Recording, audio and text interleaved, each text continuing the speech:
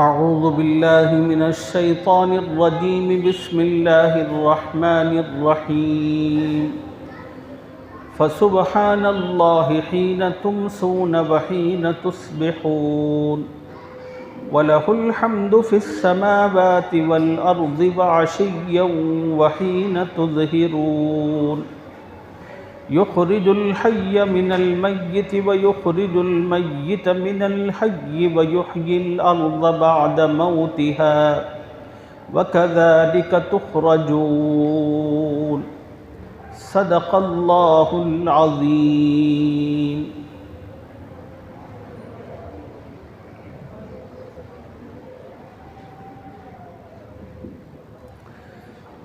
گزشتہ آیتوں میں جن باتوں کو آپ احباب کی خدمت میں عرض کیا گیا، اس میں اللہ تعالیٰ نے قیامت کے دن انسانوں کے اعمال کے اعتبار سے ان کے انجام کا ذکر فرمایا تھا. جن لوگوں نے دنیا کے اندر اللہ کی فرما برداری کی ہوگی، نیکی اور اچھائی کی ہوگی، اللہ تعالیٰ قیامت کے دن ان لوگوں کو عزت دیں گے، ان کو کامیابی عطا فرمائیں گے اور جنت کی بہترین اور ہمیشہ رہنے والی نعمتیں اپنے کرم سے ان کو عطا فرمائیں گے.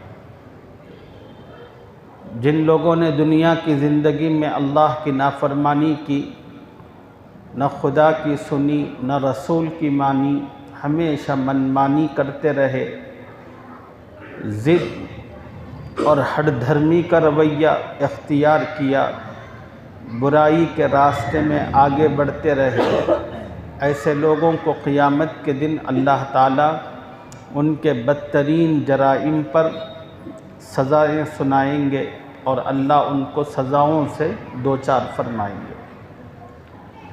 ابھی میں نے آپ کے سامنے کلام پاک کی 2 آیتیں تلاوت کی ہیں. پہلی آیت میں اللہ تعالیٰ نے اپنے تمام بندوں کو اس بات کی تلقین فرمائی کہ لوگوں، کچھ مخصوص اوقات ہیں دن کے، ان اوقات میں اللہ تعالیٰ کا ذکر کرو. خدا کا یہ ذکر زبان سے بھی ہونا چاہیے، خدا کا یہ ذکر دل سے بھی ہونا چاہیے، خدا کا یہ ذکر اعضاء و جوارح سے یعنی جسمانی اعضاء کے ساتھ بھی ہونا چاہیے. زبانی ذکر تو وہ ہے جس کو ہر کوئی سمجھتا ہے. سبحان اللہ، الحمدللہ، اللہ کی پاکی، عظمت، بزرگی، بڑائی اور جلالت پر مشتمل جو بھی کلمات ہیں، انسان اس کو اپنی زبان سے نکالتا ہے. یہ زبان سے اللہ کا ذکر ہے. ذکر دل سے بھی ہوتا ہے. دل کا ذکر یہ ہے انسان کا دل حق تعالیٰ کی طرف متوجہ رہے، دنیا کی چیزوں میں واقع نہ ہو. یہ بڑی اونچی شان ہے جو اللہ تعالیٰ کسی کسی کو عطا کرتے ہیں. محبوب سبحانی سیدنا شیخ عبد القادر جیلانی رحمہ اللہ سے متعلق کتابوں میں اس سے متعلق ایک سبق آموز واقعہ ملتا ہے. واقعہ یہ ہے کہ حضرت کے بارے میں آپ کو پتہ ہے کہ اللہ نے بڑی دولتیں دی تھیں اور بڑی زبردست تجارت کرتے تھے. ایکسپورٹ اور امپورٹ، مختلف ملکوں سے کو مال بھیجتے تھے، وہاں سے مال منگوایا کرتے تھے. اور حضرت روزانہ جو کپڑے پہنتے تھے، وقت کے بادشاہ کے کپڑوں کی بھی وہ قیمت نہیں ہوتی تھی جو حضرت کے کپڑوں کی ہوتی تھی. اور ایک مرتبہ جو جوڑا پہنا، زندگی میں کبھی پلٹ کر اس کو نہیں پہنا. بڑی ایسی شان و شوکت کے حامل تھے. تو ایک مرتبہ اپنے مریدین میں واعظ و نصیحت فرما رہے تھے. ایک خاص مرید آیا، واس کے دوران چپکے سے حضرت کے کان میں کچھ کہا.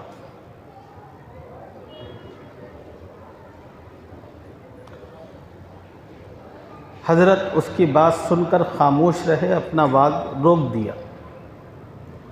کچھ وقفہ گزرا، اس کے بعد حضرت نے الحمدللہ کہا اور اپنی بات شروع کی۔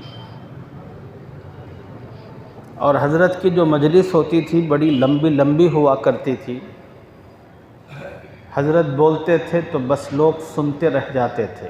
خدا نے ایسا زبردست ان کو بولنے کا ملکہ عطا فرمایا تھا۔ نبی نے اپنا لعاب مبارک ان کے منہ میں ڈالا تھا، اس کی وجہ سے ان کے باتوں میں جو تاثیر تھی اس کا تصور نہیں کیا جا سکتا۔ چنانچہ لکھا ہے کہ حضرت جب وعظ و نصیحت کی مجلس میں نصیحت کرتے تھے تو کئی جنازے مجلس کے بعد اٹھتے تھے۔ لوگ حضرت کی باتوں کا تحمل نہیں کر پاتے، بعض لوگ دیوانے ہو جاتے تھے، اپنے آپ میں لوگوں کی کیفیت نہیں ہوتی تھی۔ یہ حضرت کی مجلسوں کا حال ہوا کرتا تھا۔ نصیحت کا سلسلہ چل رہا تھا لمبا، پھر تھوڑی دیر کے بعد پھر وہی حضرت کا خاص مرید آیا اور حضرت کے کان میں آہستہ اس نے کچھ کہا۔ حضرت نے پھر اس کی بات سننے کے بعد تھوڑی دیر کے لیے نصیحت کا سلسلہ موقوف کیا، پھر تھوڑی دیر کے بعد الحمدللہ کہا، پھر نصیحت شروع کی۔ جب نصیحت ختم ہو گئی، وعظ کی مجلس اٹھ گئی، ایک اور خاص مرید نے حضرت سے کہا، حضرت کیا بات ہے؟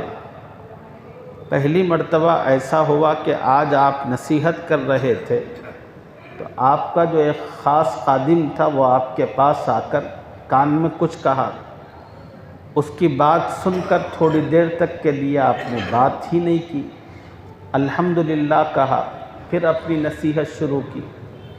تھوڑی دیر کے بعد پھر وہی خادم آیا، آپ کے کان میں کچھ کہا اور اس کی اس بات کو سن کر پھر آپ خاموش تھوڑی دیر تک، پھر الحمدللہ کہہ کر آپ نے اپنی نصیحت کا سلسلہ شروع کیا۔ کیا راز ہے؟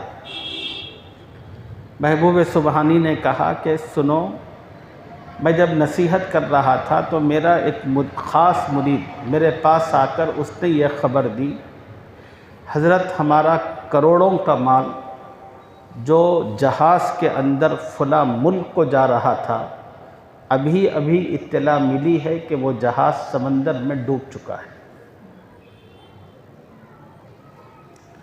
اب وہ خاص آدمی تھا، حضرت کے معاملات کو دیکھنے والا، اب اس کی ذمہ داری بنتی تھی کہ جو بھی خبر اس کو ملے وہ حضرت تک پہنچا دے۔ چنانچہ وہ آ کر مجھے خبر دیا۔ خبر سننے کے بعد میں نے اپنے دل کی طرف توجہ کی، کروڑوں کا مال نقصان ہونے کی خبر سن کر میرا دل پر اس کا کیا اثر مرتب ہوا۔ تو میں نے دیکھا اس خبر کو سننے کے باوجود میرے دل پر کوئی اثر نہیں ہوا، میرا دل اللہ کی یاد میں مسلسل مصروف تھا۔ اس پر میں نے اللہ کا شکر ادا کیا، کہا الحمدللہ۔ پھر کچھ دیر گزری، پھر وہی خادم آیا میرے پاس، آ کر کہنے لگا کہ حضرت ابھی مجھے جو خبر ملی تھی میں نے آپ کو سنایا تھا، لیکن اب خبر ملی ہے وہ جہاز دوسروں کا ڈوبا ہے، ہمارا نہیں۔ ہمارا جو جہاز ہے وہ صحیح سالم ہے اور آگے کی منزل کی طرف بڑھ رہا ہے۔ محبوب سبحانی کہتے ہیں کہ دوسری مرتبہ میرے اس مرید خاص نے یہ خبر دی تو میں نے پھر اپنے دل کی طرف توجہ کی، مال کے پانے کی خبر سن کر میرے دل پر کیا اثر ہو رہا ہے، لیکن میں نے توجہ کی تو دیکھا میرا دل مال کے ملنے کے باوجود بھی اس طرف متوجہ ہی نہیں ہے۔ میں نے اپنے دل کی اس کیفیت کی دونوں حالتوں پر اللہ کا شکر ادا کیا۔ تو دل کا ذکر یہ ہے کہ دل حق تعالیٰ کی طرف متوجہ ہو، اور دوسرا مطلب دل کے ذکر کا یہ بھی ہے کہ بہت سارے اللہ والے اس بات کی مشق کرواتے ہیں جس طرح انسان کی زبان اللہ اللہ کرتی ہے، اسی طرح انسان کا دل بھی اللہ اللہ کرتے ہوئے دھڑکے، اس کی محنتیں کروائی جاتی ہیں۔ ان محنتوں کے بعد پھر انسان کے دل کی کیفیت وہ ہوتی ہے کہ انسان کا دل ایسے ہی اللہ اللہ کہتے ہوئے دھڑکتا ہے جیسے زبان سے اللہ اللہ نکلتا ہے۔ تو میں نے کہا کہ خدا کا ذکر زبان سے بھی ہو، دل سے بھی ہو، اور اعضاء و جوارح سے ہو، یعنی جسمانی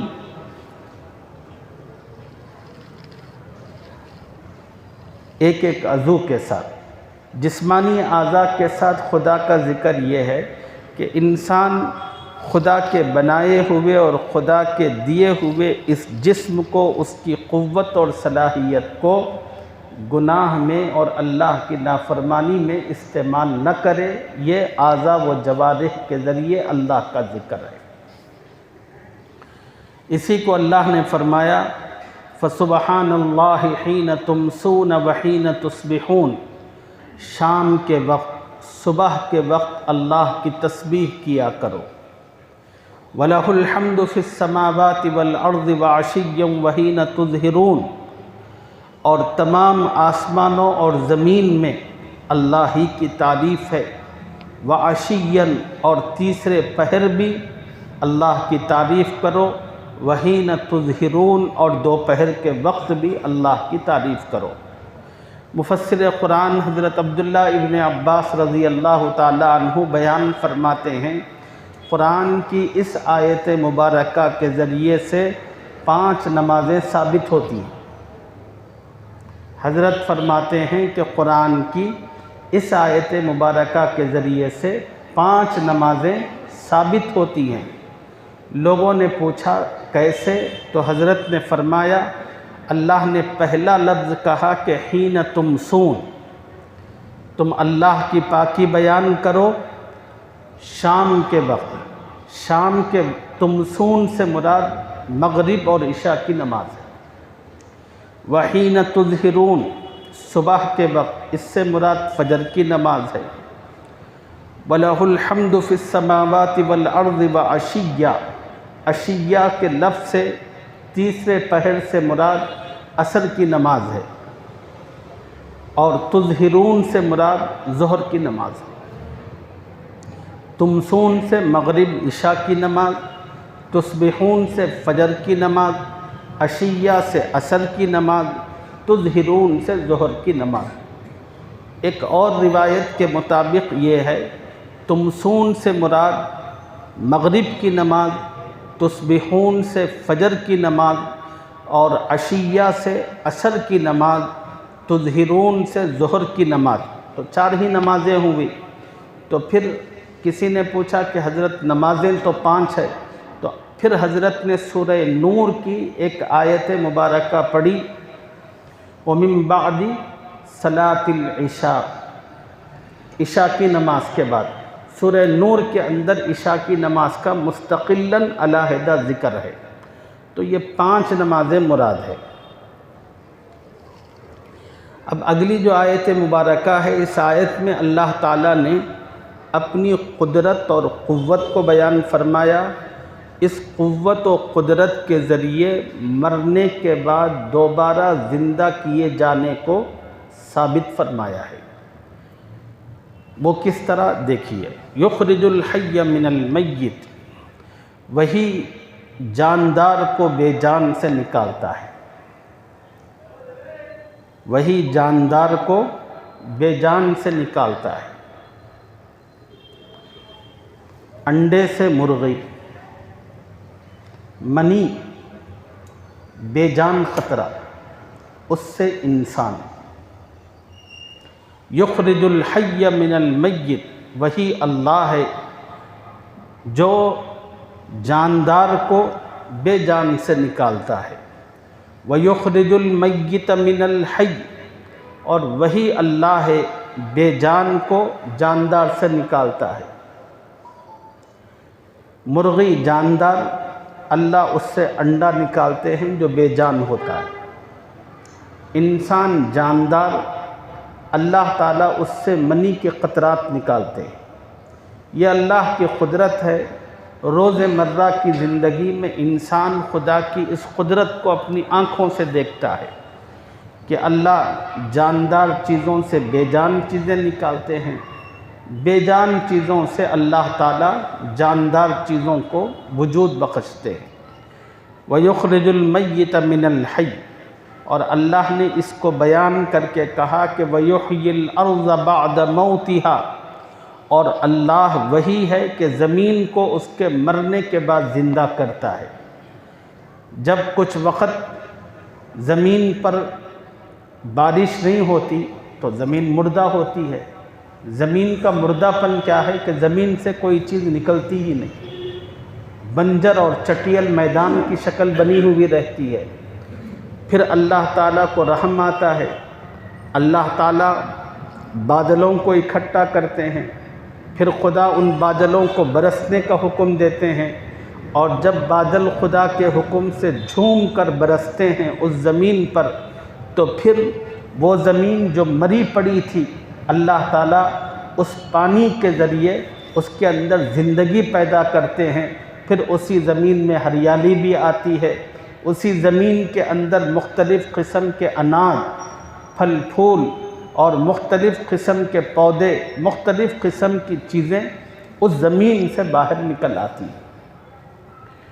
وَيُحْيِي الْأَرْضَ بَعْدَ مَوْتِهَا، اللہ فرما رہے ہیں کہ لوگوں، جتنا کچھ زمین سے باہر نکلتا ہے اور مردہ زمینوں کے اندر زندگی ڈالنا، یہ صرف اللہ کی شان، اللہ کی قدرت ہے، اور یہ اللہ کرتا ہے۔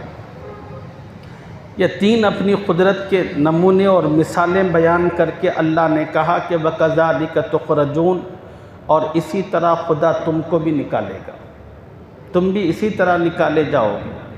بھئی جب تم اپنی آنکھوں سے دیکھتے ہو کہ خدا مردے سے زندے کو نکال رہا، زندے سے مردے کو نکال رہا، مری ہوئی زمین سے اللہ تعالیٰ اس کو پھر توانائی اور زندگی دے کر اناج اور غلہ اور مختلف قسم کی چیزیں نکال رہا ہے، کیا وہ اللہ تمہارے مر کر مٹی ہونے کے بعد تم کو پھر سے نہیں نکالے گا؟